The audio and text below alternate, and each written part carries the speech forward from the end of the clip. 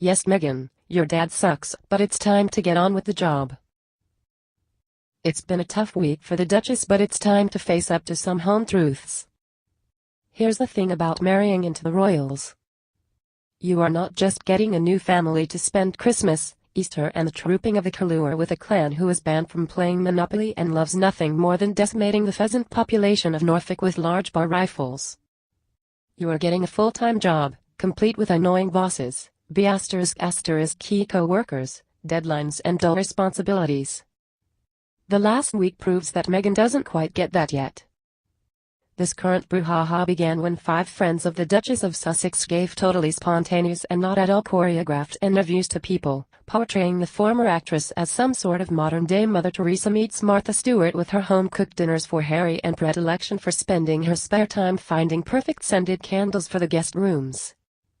In among the platitudes, these friends claimed that Meghan's father Thomas, who is TMZ, Piers Morgan and the local heart attack unit on speed dial, had not been in touch with the Hollywood star since she turned HRH. He retaliated by releasing portions of a letter he says Meghan sent him in August last year, in which she begs him to stop embarrassing her. So far, so horrible. This is a messy family feud, replete with lots of anger, hurt and blame. Who is really the victim here is up for debate. Is she a clever media manipulator or is he a tabloid-loving storymonger? We don't know. But what is clear is that it's time for Meghan to put an end to all of this.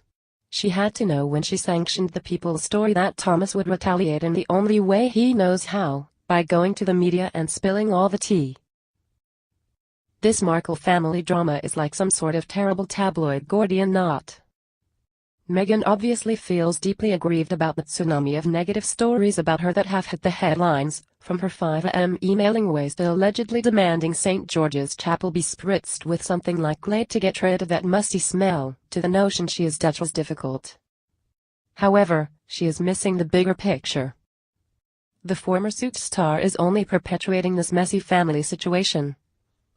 By circumventing the Kensington Palace press apparatchiks, she has shown just how desperate she is to push her own narrative and to be seen as the victim, which she may well be.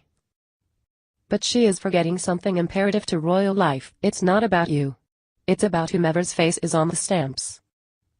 In putting the People's story into motion, and thereby causing Thomas to release her letter, Meghan was making the crucial mistake of thinking her own public image matters more than that of the family and fairly ancient institution she willingly became a member of.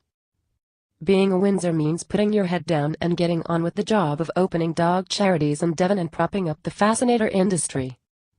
It means putting the well-being and image of the royal family ahead of her own, and that involves putting on a nice coat, trotting along to some hospital opening and smiling, not worrying about whether the public thinks you are demanding ***ch. It is also interesting that the People's story and Lettergate happened only weeks after her new communications secretary Christian Jones came on board.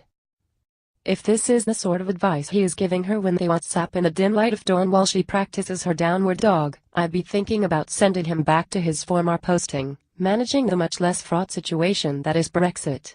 I'd also wager that when she stepped out for a very public lunch with him recently in Notting Hill, she was sending a message to the Kensington Palace PR mandarins that she was about to start doing things her own way. Meghan's father has obviously hurt her deeply, and she him, but enough. Put on your best Givenchy coat, Meghan, get out there and find some homeless cats or something to help. It might have taken nearly a year, but only now is the truth hitting home. She got the fairy tale wedding, but the happily ever after is far, far more complicated and demanding. What do you think? Share your thoughts in the comment section below and don't forget to subscribe to get instant news update.